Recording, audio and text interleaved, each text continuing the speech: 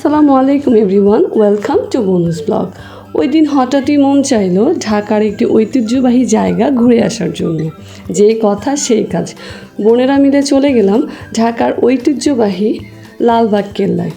আমার আজকের blog video সাজানো হয়েছে ঢাকার ঐতিহ্যবাহী লালবাগ কেল্লা নিয়ে। আশা করছি ভিডিওটি শুরু থেকে শেষ পর্যন্ত দেখবেন, কারণ আমি এই লালবাগ কেল্লার অনেক অজানা তথ্য আপনাদেরকে জানাবো আজকে আমার ভিডিওর মাধ্যমে।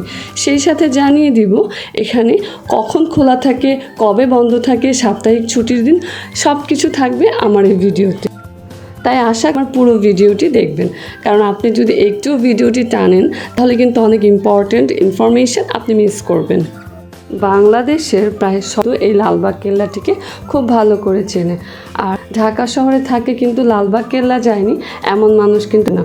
সো সেদিন আমরাও চলে গিয়েছিলাম, খুব ছোটোবেলায় গিয়েছিলাম লালবাগ কেল্লা। যখন গিয়েছিলাম তখন সব কিছু ওপেন ছিল, একদম ভেতরে ঢুকে সামনে থেকে সব কিছু দেখা যেত। কিন্তু যখন বড় হয়ে গেলাম সব কিছুর মধ্যে তালা লাগানো ছিল, খুব দূর থেকে সব কিছু দেখতে হয়েছিল। আমার জায়গাটা অতটা ভালো লাগেনি, কারণ হচ্ছে আগে যতটা সৌন্দর্য ছিল, সব কিছু সামনে থেকে একটা দেখার সৌভাগ্য ছিল, সেটা এখন আর নেই।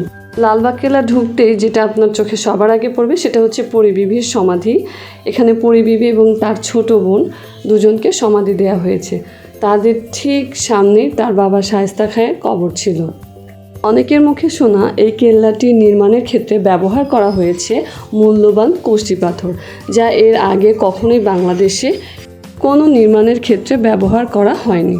এই লালবাগ দুর্গটি বা কেল্লাটি তৎকালীন সম্রাটরা কী চিন্তা করে বানিয়েছিল তা আসলে আমি সঠিক না জানলেও এখানে যে কেউ আসলে খুব ইন্টারেস্টিং হবেন, কারণ এখানে অনেকগুলো সুড়ঙ্গ পথ রয়েছে। এই সুড়ঙ্গ পথগুলো কিন্তু দেখলে আপনার মনের মধ্যে অনেক ধরনের প্রশ্ন জাগতে পারে। আমার কাছে এই সুড়ঙ্গ পথগুলো কিন্তু ভীষণ ইন্টারেস্টিং লেগেছে। এই লালবাগ কেল্লায় বর্তমানে দেখার মতো তেমন কিছু নেই, আমার কাছে সেটাই মনে হয়েছে। যেগুলো দেখার ছিল সেগুলো এখন ম্যাক্সিমামই লকড করা। তারপরেও বলবো, আপনারা যদি ঢাকার খুব কাছ থেকে 2-1 ঘন্টার জন্য ঘুরে আসতে চান তাহলে লালবাগ কেল্লা চলে আসতে পারেন, অথবা আপনার প্রিয় মানুষটিকে নিয়ে নিরিবিলি একটু কোয়ালিটি টাইম স্পেন্ড করার জন্য এটি আপনার জন্য একটি বেস্ট জায়গা হতে পারে, একদমই সিম্পল বাজেটে। কারণ এখানে ঢুকতে মাত্র জন প্রতি 30 টাকা করে লাগে। অনেক বেশি ভালো না লাগলেও খারাপ লাগবে না আশা করছি। যারা প্রকৃতিকে ভীষণ পছন্দ করেন এবং পাহাড় কখনো দেখেননি তারা কিন্তু সেই ফিলটা নিতে এখানে যেতে পারেন। এই লালবাগ কেল্লার সাপ্তাহিক ছুটির দিনটি হচ্ছে রবিবারে, এছাড়া সরকারি সব ছুটির দিনে কিন্তু এটি বন্ধ থাকে। তাই সরকারি ছুটির দিনে বন্ধের দিন মনে করে ঘুরতে আবার ভুলেও চলে যাবেন না। আর সপ্তাহে সোমবার 2:30 থেকে সন্ধ্যা 6টা পর্যন্ত এটি খোলা থাকে, সেটি শুধুমাত্র সোমবারে। আর বাকি সব দিন সকাল 10টা থেকে বিকাল 6টা পর্যন্ত এই কেল্লাটি কিন্তু খোলা থাকে। সকাল 10টা থেকে বিকাল 6টা পর্যন্ত যে টাইমটা আপনাদেরকে বললাম সেটি কিন্তু গরমকাল, আর শীতকালে এটি কিন্তু সকাল 9টা থেকে বিকাল 5টা পর্যন্ত খোলা থাকে। এরপরে কিন্তু আপনি গেলে একদমই ঢুকতে পারবেন না। লালবাগ কেল্লার পুরো ভিউটাকে দেখার জন্য একটা উঁচু জায়গা রয়েছে। এই জায়গাটাতে দেখেন আমরা কিন্তু চলে গিয়েছি, আমরা এখান থেকে পুরো ভিউটা দেখেছি, ছবি তুলেছিলাম, অনেক সুন্দর ছবি আসে। হঠাৎ আমার বোনরা দেখতে পেলো এখানেও কিন্তু একটা সুড়ঙ্গ পথ রয়ে গেছে। সেই সুড়ঙ্গ পথটা দেখার জন্য আমাকে ডাকলো, আমি গিয়ে কিন্তু অনেক অবাক হলাম। মানে এখানেও সুড়ঙ্গ পথ, মানে কিছু দূর যেতে যেতে কয়েকটা সুড়ঙ্গ পথ আপনি দেখতে পাবেন। উঁচু নিচু পথ দিয়ে হাঁটতে হাঁটতে আমার পা ভীষণ ব্যথা হয়ে গিয়েছিল, তাই আমি সমতল এই জায়গাটা দিয়ে হাঁটছিলাম। আমার দেখা দেখি আমার ছোটো বোনও নেমেছিল, বেচারি শাড়ি নিয়ে ধাম করে আছাড় খেয়ে পড়ে অবস্থা পুরো খারাপ, তার শাড়ি সব কিছু ভিজে গিয়েছিল আর কি। আর এখানকার সবচেয়ে আকর্ষণীয় জিনিসগুলো হচ্ছে এই দেয়ালগুলো। এই দেয়ালগুলো এত বড়, মানে উঁচু করে বানানো হয়েছে, আসলে এগুলোকে তখনকার যুগে তো দেয়াল বলা হতো না, এগুলোকে প্রাচীর বলা হতো। তো এই প্রাচীরগুলো দেখলেও আপনার মানে আগের দিনের রাজাদের কথা অনেক মনে পড়বে। আর আমার মতো ভাগ্যবতীও মনে হতে পারে বা ভাগ্যবান মনে হতে পারে যে রাজাদেরকে, রানীদেরকে আমরা কখনো দেখিনি, তবে তাদের নির্মাণাধীন জিনিসগুলো যে আমরা এখনও দেখতে পাচ্ছি নিজের চোখে, সেগুলো কিন্তু সত্যি ভাগ্যের ব্যাপার বলা যায়। আমরা কত দূর হাঁটতে হাঁটতে চলে গিয়ে এই জায়গাটাতে আরেকটা সুড়ঙ্গ পথ দেখতে পেয়েছি। এখানেও একটা সুড়ঙ্গ পথ ছিল যেটা লক করা ছিল, এখানে ভেতরে ঢোকা নিষেধ। এখান থেকে হাঁটতে হাঁটতে আমরা কেল্লার রাস্তায় চলে এসেছিলাম এবং হঠাৎ চোখে পড়লো একটা বড় পুকুর খনন করা। এই পুকুরটা এখন পরিত্যক্ত হয়ে পড়ে আছে, এখানে অনেক ঘাস লতাপাতা হয়েছে, এখন এখানে তেমন পানি নেই তাতে এই পুকুরটা এখনও এত সুন্দর লাগছে। আবার এই সিঁড়ি দিয়ে নেমে কিন্তু নিচেও যাওয়া যেত। আমি চিন্তা করছিলাম যখন এটাতে অনেক পানি ছিল রাজাদের যুগে, তখন এই পুকুরটা না জানি কতটা সুন্দর ছিল। এই লালবাগ কেল্লাটি মূলত 3টে স্থাপনা দিয়ে গঠিত। এর মধ্যে পরিবিবির মাজার, হাম্মামখানা এবং মসজিদ। পরিবিবির মাজার আর হাম্মামখানাটি এখনও এই কেল্লার আওতাধীন রয়েছে, কিন্তু এটার যে মসজিদটা, সেই মসজিদটা এখন সর্বসাধারণের জন্য উন্মুক্ত। মসজিদটাতে এখন সর্বসাধারণ নামাজ পড়তে পারে, এটি এখন আর কেল্লার আওতাধীনে নেই।